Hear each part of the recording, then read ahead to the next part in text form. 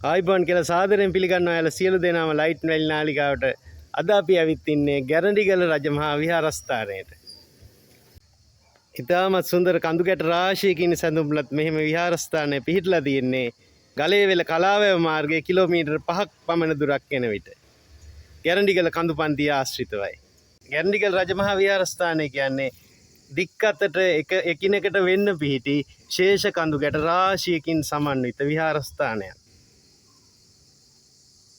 මෙතන ඔයගොල්ලන්ට දැක් ගන්න පුළුවන් විහාරස්ථානට අයත් බෝධි වෘක්ෂය.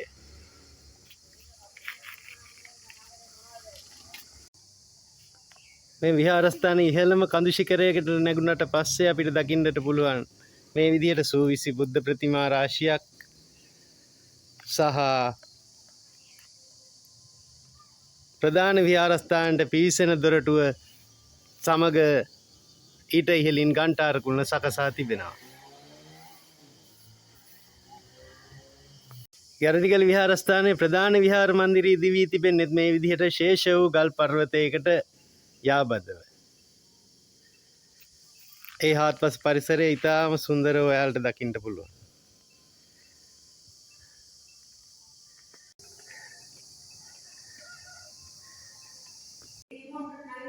ගල් කුහරයේ මත මේ ආකාරයෙන් ප්‍රධාන බුද්ධ මන්දිරය අපිට දැක් ගන්න පුළුවන්. සම්මාසුවෙන් වැඩ සිටින බුද්ධ ප්‍රතිමාවක්, සැතපෙන බුද්ධ ප්‍රතිමාවක් ප්‍රධාන වශයෙන් ඒ තුල දැක් ගන්න පුළුවන්. වගේම මහනුවර යුගයට අයත් පිතු සිතුවම් රාශියක් ගල් බිත්තිය මත සිතුවම් කර තියෙනවා. ගල් කුහරය තුල තනා ඇති බුද්ධ ප්‍රතිමාවට අමතරව අපිට නව බුද්ධ මන්දිරයක් මේ ආකාරයෙන් දකින්න පුළුවන්. එහිදී තායිලන්ත ප්‍රධානයක් විදියට හම්බෙච්චි බුද්ධ ප්‍රතිමාවක් මේ විදියට ප්‍රධාන බුද්ධ ප්‍රතිමාව විදියට නව බුද්ධ මන්දිරය තැන්පත් කරලා තියෙනවා. බුද්ධ ප්‍රතිමාව නම් කරලා තියෙන්නේ ධම්මකාය කියන නමින්.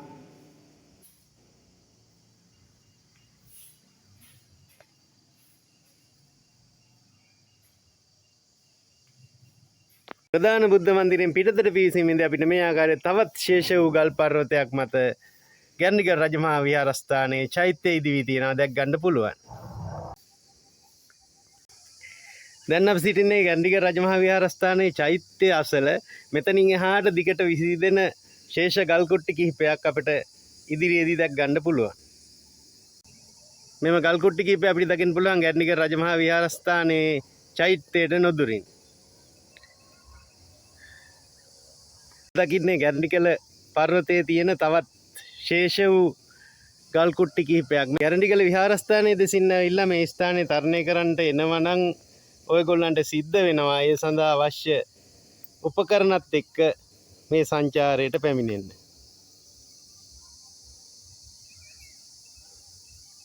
හාත්පස ඉතාම සුන්දර වටපිටාවක් අපිට දක්නට ලැබෙන්නේ ගලේවෙල නගරය, දඹුල්ල ගලේවෙල මාර්ගය වගේම වටේට විශාල කඳුපන්දි රාශියක් අපිට දකින්න පුළුවන්.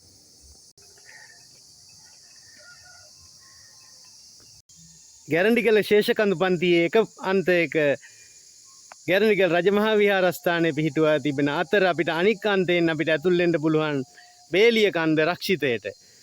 බේලිය කන්ද රක්ෂිතය හරහා තමයි අපිට ගැරන්ඩිගල කඳුපන්තියේ අනික් අන්තයට ඇතුල් විය හැක්කේ. ගැරන්ඩිගල විහාරස්ථානයේ එක් අන්තයකින් අපිට බේලිය කන්ද රක්ෂිතය මැදින් කිලෝමීටරයක පමණ දුෂ්කර ගමනකින් පස්සේ අපිට හම්බ වෙනවා පුරාණ සේන රජ සමයට අයත් ගැරන්ඩිගල සෙල්ලිපිය. මෙන්න ස්ථානයේ තමයි එම සෙල්ලිපිය අපිට දකින්න පුළුවන්. අපි ළඟට ඒ ස්ථානයේ නරඹමු. මේ ඔබ දකින්නේ බේලිය කන්ද රක්ෂිතය මැද පිහිටි ගැරන්ඩිගල පුරාණ සෙල්ලිපිය. පිහිටි ස්ථානය. මෙම සෙල්ලිපිය දෙවන සේන රාජ්‍ය යුගයට අයත් බව කියවෙනවා. ඒ කියන්නේ බුද්ධ වර්ෂ 835 887 කාලය තුල තමයි මෙම ගිරිලිපිය සඳහන් කරලා තියෙන්නේ. වර්තමාන සිංහල භාෂාවෙන් තමයි මේ ගිරිලිපිය සකස් කරලා තියෙන්නේ.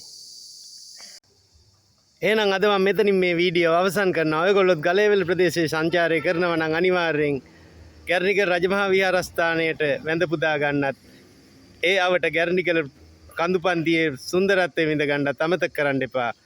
ඒ වගේ මේ වගේ තවත් වීඩියෝ බලන්න ලයිට් වැලි සබ්ස්ක්‍රයිබ් කරලා තියාගන්න කියලා ඔයාලගේ මම පුංචි ඉල්ලීමක් කරනවා. බොහොමත්ම ස්තුතියි මාව නැරඹුවට.